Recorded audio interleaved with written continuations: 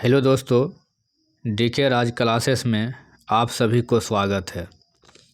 आज से हम यूथ कंपटीशन का प्रीवियस ईयर क्वेश्चन जो 2021 में ऑनलाइन पूछा गया है उन सभी 25 सेटों को बारी बारी विषयवार धुआं हम सभी को मिलकर करना है। यह बुक सीटेट 2022 के लिए बेस्ट बुक साबित होगा। इससे पहले हम child development and teaching method यानी बाल विकास एवं शिक्षण विधि का वीडियो 1 से 30 क्वेश्चन तक अपलोड कर दिए हैं, उसे प्लेलिस्ट में जाकर देख सकते हैं। अब अगला क्वेश्चन होगा क्वेश्चन नंबर 31 से अब पेज नंबर 10 से लेकर 13 तक। जो भी न्यू व्यूअर पहली बार वीडियो देख रहे हैं वह अपने डीके राज क्लासेस यूट्यूब चैनल को सब्सक्राइब कर घंटा बजा दीजिएगा। चलिए दोस्तों, वीडियो स्टार्ट करते हैं और वीडियो अंत तक बने रहिएगा। लैंग्वेज 1 हिंदी। अंगो इसे बोलते हैं, उसका उच्चारण स्थान कहाँ से होता है? ऑप्शन में सी नासिक से होता है। दोस्तों, इसका क्वेश्चन और डिस्कशन दोनों साथ साथ देखना है। दिए गए विकल्पों में अंगों का उच्चारण स्थान नासिक होता है। अन्य वर्णों का उच्चारण स्थान निम्नलिखित उच्चारण स्थान वर्ण दिया गया। कंठ, कंठ से ओ, आ, को वर्ग, विसर्ग और हो का उपयोग कंठ से किया जाता है। तालु, तालु से ई और बड़ी जो दीर्घ होता है वो चो, वर्ग, यो, सो, ये सब तालु से होता है। वृद्धा, री, टो, वर्ग, रो और सो, ये सब वृद्धा से होता है। दंत, तो वर्ग और लो एंड सो, ये सब दंत से होता है। ओष्ठ से उ, दुर्गौ, अपो, वर्ग, ये सब ओष्ठ से।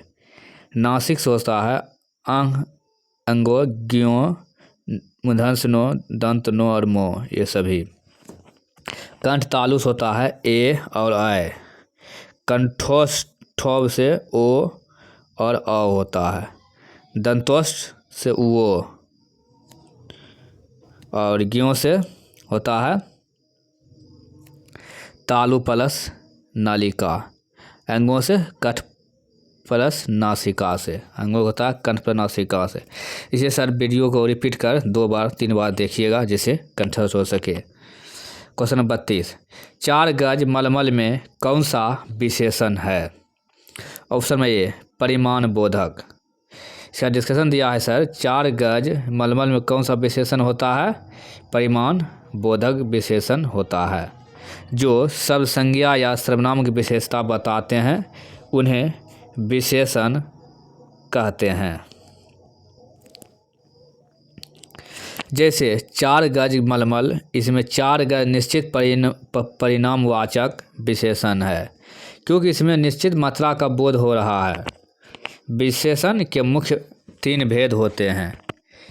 एक सार्वनामिक विशेषण, दूसरा गुणवाचक विशेषण, तीसरा संख्यावाचक विशेषण। परिमाण बोधक विशेषण, जिन विशेषणों से विशेष की मात्रा या परिमाण नाप प्लस तौल का बोध होता है उन्हें परिमाण बोध विशेषण कहते हैं।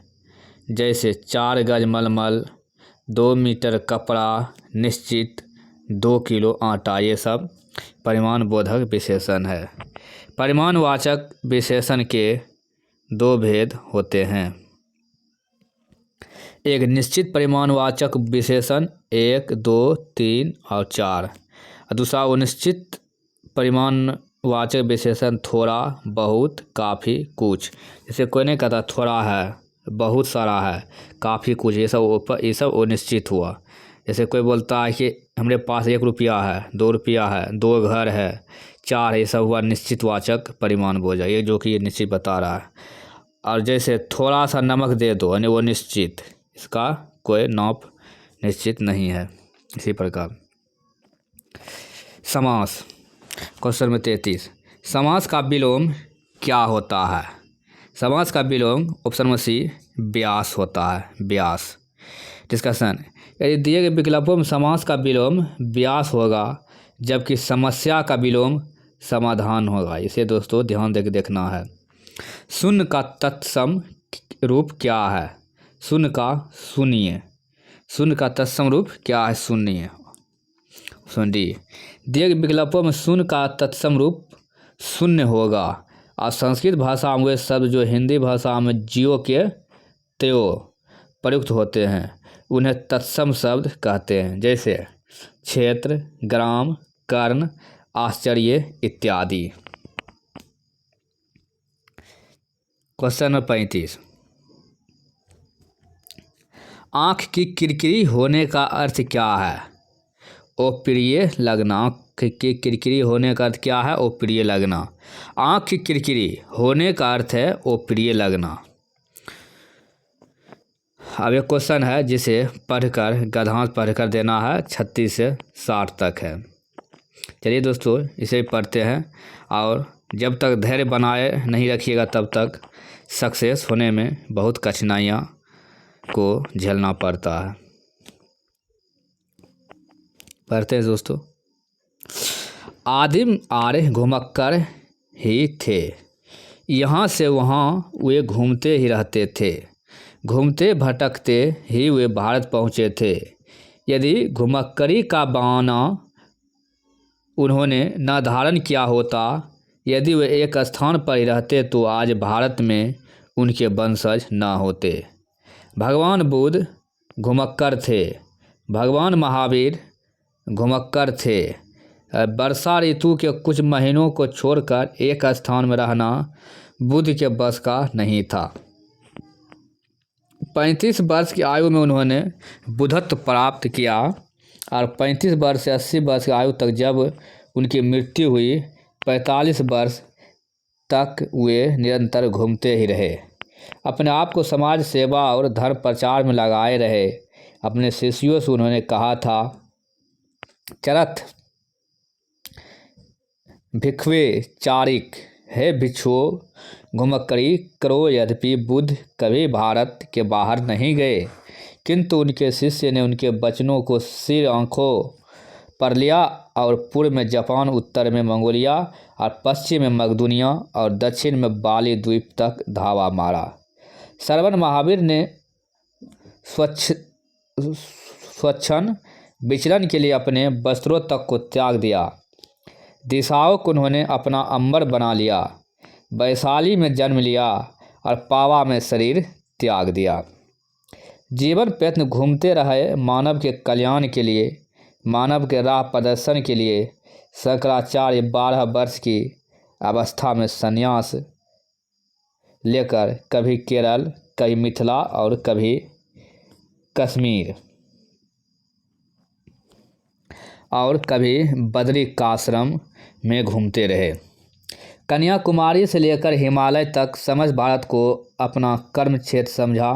सांस्कृतिक एकता के लिए, समन्वय के लिए, श्रुति की रक्षा के लिए शंकराचार्य के प्रयत्नों से ही वैदिक धर्म का उत्थान हो सका। क्वेश्चन 36, घुमक्कर शब्द में कौन सा प्रत्यय है? घुमक्कर, घुमक्कर में हो जाएगा दोस्तों अक्कर, ऑप्शन में सी। घुमक्कर शब्द में अक्कर प्रत्यय है। प्रत्यय वे शब्दांश होते हैं जो किसी शब्द के पीछे लगकर उसके अर्थ में परिवर्तन कर देते हैं, इसीलिए घुमक्कर शब्द में कौन सा प्रत्यय लगा हुआ है? अक्कर। 37, महावीर स्वामी का जन्म कहाँ हुआ था? ये दोस्तों पढ़े ही थे, ऑप्शन में बी वैशाली। महावीर स्वामी का जन्म कहाँ हुआ था? वैशाली में हुआ था। इसी प्रकार दोस्तों क्वेश्चन आता है, उसे बढ़िया 2 बार 3 बार पढ़ के समझ के रखना है, जो कि रिपीट, जो कि एग्जाम में जाने के बाद एक बार पढ़ने में समझ आ जाए। स्वच्छंद में कौन सी संधि है? स्वच्छंद में कौन संधि है? यह व्यंजन संधि, ऑप्शन में डी। स्वच्छंद में व्यंजन संधि है। छो के पहले यदि कोई स्वर हो तो छो के स्थान पर चच हो जाता है, जैसे सो जोर छंद, स्वच्छ छंद, ओ जोर छो, चौच। व्यंजन संधि, किसी वर्ग के पहले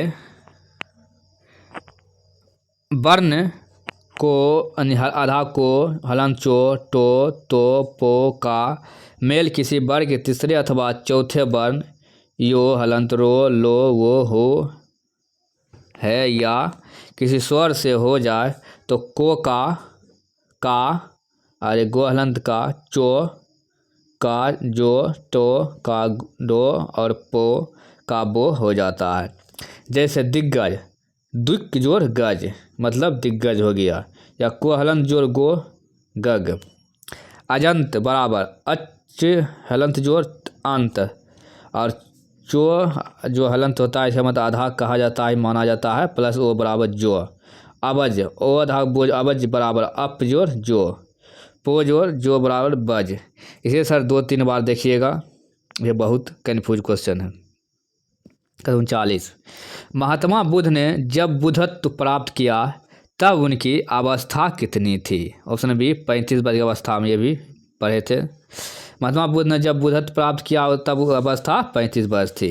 40, श्रुति धर्म का क्या अर्थ होता है? श्रुति धर्म का अर्थ होता है वैदिक धर्म होता है। यह भी दोस्तों क्वेश्चन का गद्यांश में पढ़ने के लिए मिला था। उपयुक्त गद्यांश के अनुसार आधार पर श्रुति धर्म का अर्थ वैदिक धर्म होता है। 41, अकाल का पर्यायवाची क्या है? अकाल का पर्यायवाची दुर्भिक्षा है, दुर्भिक्षा। दिए गए विकल्पों में अकाल का पर्यायवाची शब्द दुर्भिक्ष है। इसके अन्य पर्यायवाची शब्द भूखमरी, सूखा, दुष्काल, कुकाल, अभाव इत्यादि होता है। 42, निम्नलिखित वाक्यों में कौन सा मिश्र वाक्य है? ऑप्शन 1, अध्यापक देखते हैं कि छात्र पढ़ते हैं। अध्यापक देखते हैं कि छात्र पढ़ते हैं, यह कैसा वाक्य है? मिश्र वाक्य है। इसका डिस्कशन मिश्र वाक्य का, जिन वाक्यों में एक मुख्य या प्रधान वाक्य हो और अन्य आश्रित उपवाक्य हो उन्हें मिश्र वाक्य कहते हैं। जैसे अध्यापक देखते हैं कि छात्र पढ़ते हैं। रचना के आधार पर वाक्य के 3 भेद होते हैं, एक सरल या साधारण वाक्य, दूसरा संयुक्त वाक्य, तीसरा मिश्रित या मिश्र वाक्य। 43, जिसकी पूर्व में कोई आशा न हो के लिए एक शब्द क्या है? अप्रत्याशित। जिसकी पूर्व में कोई आशा नहीं किया जाए तो उसे क्या कहा जाता है? अप्रत्याशित। डिस्कशन, प्रश्नगत शब्दों से संबंधित वाक्यांश इस प्रकार है कि अपरिमेय जिसकी माप संभव न हो, अप्रत्याशित जिसके पूर्व से कोई आशा ना हो, अनाहुत यानी जो बिना बुलाए आया हो उसे अनाहुत कहता है। जैसे कोई मेहमान बिना बुलाए हुए आ गए तो उसे क्या कहा जाता है? अनाहुत।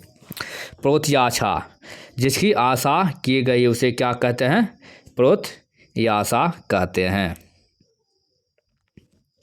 44, मुझसे उठा नहीं गया वाक्य में वाच्य क्या है? ऑप्शन ए भाववाच्य है। डिस्कशन, मुझसे उठा नहीं गया वाक्य में भाववाच्य है।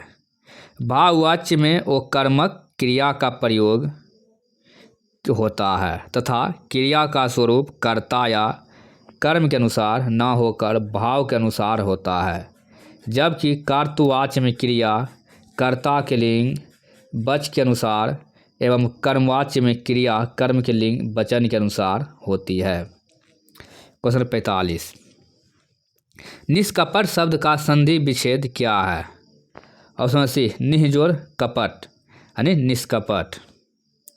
डिस्कशन, निष्कपट का सही संधि विच्छेद निजोड़ कपट, इसमें विसर्ग संधि है। जब विसर्ग के पहले इकार या उकार आए और विसर्ग के बाद वर्ण को खो पो फो हो तो विसर्ग का सो हो जाता है। जैसे निह जोड़ फल निष्फल, दुह जोड़ कर दुष्कर, निह जोड़ कारण निष्कारण हो जाता है। क्वेश्चन 46, इस देश में हिंदी भाषा का प्रयोग लिखने एवं बोलने में किया जाता है। किस देश में हिंदी भाषा का प्रयोग लिखने एवं बोलने में किया जाता है? ऑप्शन में डी, मॉरिशस में। Option D. हिंदी भाषा का प्रयोग भारत के बाहर भी कई देशों में व्यापक तौर पर किया जा रहा है। इसमें मॉरिशस, फिजी, सूरीनाम, नेपाल आदि देश शामिल है।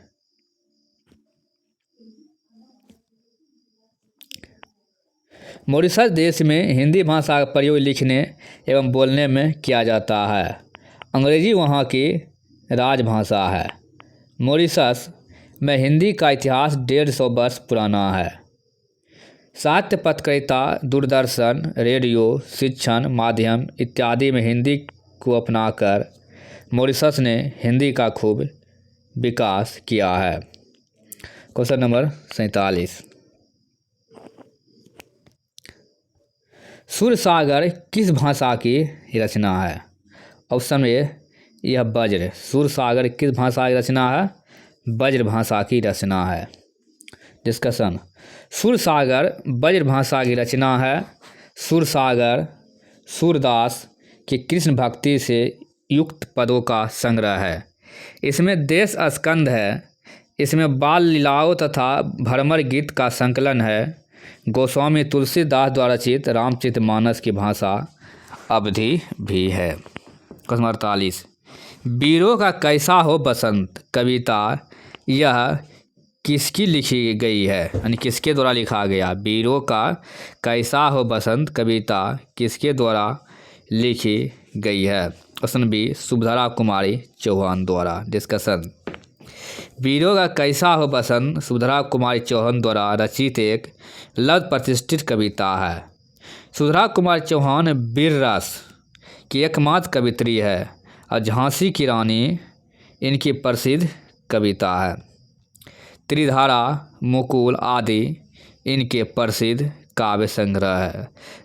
सुभद्रा कुमारी चौहान का जो है त्रिधारा, मुकुल, झांसी की रानी ये सब और वीर रस ये सब सुभद्रा कुमारी चौहान की लिखी कविता है।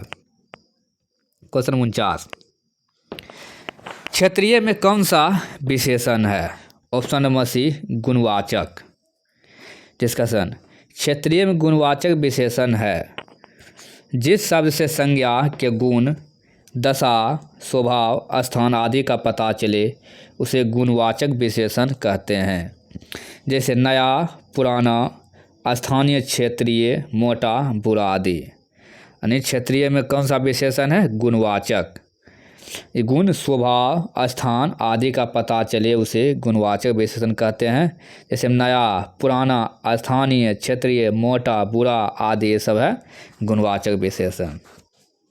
क्वेश्चन 50, चौराहा शब्द में कौन सा समास होता है? चौराहा शब्द में कौन सा समास होता है? उसमें ये द्विगु समास होता है। चलिए दोस्तों इसका डिस्कशन में देखते हैं। चौराहा शब्द में कौन सा समास होता है? द्विगु समास होता है। डिस्कशन दिया है। चौराहा शब्द में द्विगु समास है। द्विगु समास में पूर्व पद संख्यवाची विशेषण है तथा समूह या समाहार का घोतक होता है। जैसे दोपहर, नवरात्र, पंचवटी, चवित्री आदि। जब पूर्व पद एवं उत्तर पद के मध्य विशेषण विशेष या उपमेय उपमान का संबंध हो तो कर्मधारय समास कहलाता है। जैसे नीलगाय, विद्यारत्न, महापुरुष आदि। जिसमें पूर्व पद की प्रधानता हो और सामासिक पद अव्यय हो अव्ययी भाव समास कहलाता है। जैसे आमरण, आजन्म, याव जीवन आदि है। क्वेश्चन 51, निम्नलिखित में मौखिक अभिव्यक्ति का रूप क्या है? ऑप्शन नंबर डी, आंसू भाषण। मौखिक अभिव्यक्ति का रूप क्या है? आंसू भाषण। डिस्कशन, दिए गए विकल्पों में मौखिक अभिव्यक्ति का रूप आंसू भाषण है।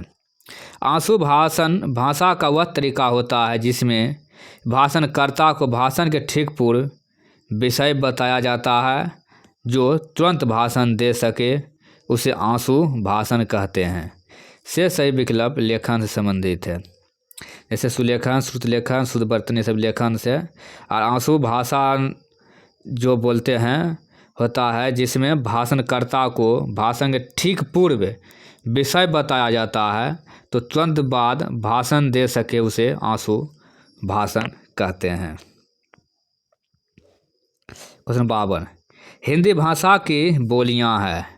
हिंदी भाषा की टोटल 18 बोलियां हैं। ऑप्शन में हिंदी भाषा में कुल 18 बोलियां हैं और हिंदी को 5 उपभाषा में विभक्त किया गया है जो इस प्रकार है। पूर्व हिंदी, बघेली, छत्तीसगढ़ी एवं अवधी। और पश्चिमी हिंदी, ब्रजभाषा, खड़ी, बोली, बुंदेली, कन्नौजी एवं कंगारू। और बिहारी हिंदी, मैथिली, मगही एवं भोजपुरी है। और राजस्थानी हिंदी, मालवी, मेवाती, मारवाड़ी एवं जयपुरी है। और पहाड़ी हिंदी, कुमाऊनी एवं गढ़वाली है। इनकी बोलियों को मिलाकर कुल 17 बोलियां होती है तथा दक्षिणी हिंदी का पूर्व रूप मिलाकर कुल 18 बोलियां हैं। ध्यातव्य है कि भारतीय संविधान की 8वीं अनुसूची में टोटल 22 भाषाओं का उल्लेख किया गया। देखिए दोस्तों, डिस्कशन पढ़ने से कितना जानकारियाँ मिलता है और क्वेश्चन में रिपीट होते हैं। 53, सामाजिक शब्द में मूल शब्द और प्रत्यय क्या है। ऑप्शन में डी, समाज जोड़ एक। सामाजिक शब्द में मूल शब्द और प्रत्यय क्या है। समाज जोड़ एक। डिस्कशन, सामाजिक शब्द में मूल शब्द समाज है और एक प्रत्यय है। जो शब्द इस प्रकार के अंत में जुड़कर मूल शब्द के अर्थ में परिवर्तन कर नया शब्द बनाते हैं वह प्रत्यय कहलाते हैं। मूल शब्द समाज में अगर प्रत्यय इक जुड़ गया हो गया सामाजिक। संसार में प्रत्यय इक लग गया हो गया संसारिक। तत्काल में अगर इक लग गया तो हो गया तत्कालिक। किसी शब्द में इक प्रत्यय जुड़ने से उस शब्द के आदि का प्रथम वर्ण प्रायः दीर्घ हो जाता है। क्वेश्चन नंबर 54, तद्भव पत्रिका के संपादक का नाम क्या है। ऑप्शन डी, अभिलेख है। तद्भव पत्रिका के संपादक का नाम क्या है। अखिलेश है। डिस्कशन, तद्भव पत्रिका के संपादक समकालीन हिंदी का साहित्य के एक प्रमुख हस्ताक्षर अखिलेश है। यह त्रैमासिक पत्रिका है। इसका प्रकाशन लखनऊ उत्तर प्रदेश से होता है। ध्यातव्य है कि गोरखपुर से प्रकाशित दस्तावेज पत्रिका के संपादक विश्वनाथ प्रसाद तिवारी थे। गोरखपुर से प्रकाशित दस्तावेज पत्रिका के संपादक कौन थे। विश्वनाथ तिवारी थे। क्वेश्चन नंबर 55, 12 बस लव कुकर जीवै उरु 13 लव जियै सियार। यह पंक्ति किसकी है। यह जगनीक का है। जगनीक। डिस्कशन, 12 बरस लव कुकर जीवै अरु 13 लव जियै सियार। यह पंक्ति जगनीक कृत परमाल रासो आला खंड से है। यह ग्रंथ आल्हा छंद में रचित तथा वीरों में उत्साह जगाने वाला है। विद्यापति की कृतियाँ कीर्तिलता, कृति, पताका तथा पदावली है और चंद बरदाई ने पृथ्वीराज रासो तथा नरपति नलाह ने बीसल देवरासो नामक ग्रंथ लिखा है। 56, किस शब्द की वर्तनी सही है। ऑप्शन बी, अनुगृहित वर्तनी सही है। देख विकल्प में अनुग्रहित शब्द की वर्तनी शुद्ध है, से सभी की त्रुटिपूर्ण वर्तनी है। क्वेश्चन नंबर 57, निम्नलिखित में शुद्ध शब्द कौन सा है? ऑप्शन बी पैतृक। पैतृक शब्द शुद्ध शब्द है। सो ध्वनि का उच्चारण स्थान क्या है? अभी तो ऊपर पढ़े ही थे, तालु। सो ध्वनि का उच्चारण स्थान तालु तालव्य है। विस्तृत व्याख्या प्रश्न संख्या 31 में पीछे दिया गया था, वही जो पीछे पहले पढ़े थे। अत्यंत शब्द में प्रयुक्त उपसर्ग क्या है? ऑप्शन डी अति। अत्यंत शब्द में प्रयुक्त उपसर्ग क्या है? अति है। अत्यंत में अति उपसर्ग है। इसमें अति उपसर्ग तथा अंत मूल शब्द है। वे अव्यय या शब्दांश जो शब्द के पहले लगकर शब्द का अर्थ बदल देते हैं उपसर्ग कहलाते हैं। जैसे अति जोड़ अंत अत्यंत, आ जोड़ जन्म आ जन्म। Question number 60, उपत्यकला। उपत्य का अर्थ क्या है? पर्वत के पास की भूमि। उपत्यका का अर्थ क्या है? पर्वत के पास की भूमि। उपत्य का अर्थ है पर्वत के पास की भूमि। और सूर्य जिस पर्वत के पीछे से निकलता है उसे उदयाचल कहते हैं। सूर्य जिस पर्वत के पीछे से निकलता है उसे उदयाचल कहते हैं। तथा पहाड़ के ऊपर की समतल भूमि को अद्वितीयक कहा जाता है। दोस्तों, वीडियो के अंत तक देखने के लिए धन्यवाद। इसका अगला पार्ट इंग्लिश है और उसके बाद उससे अगला पार्ट इसमें दिया गया है लैंग्वेज टू संस्कृत। चलिए दोस्तों, इसका अगला पार्ट वीडियो को देखने के लिए आप अपने DK राज क्लास यूट्यूब चैनल को सब्सक्राइब कर घंटा बजा दीजिएगा।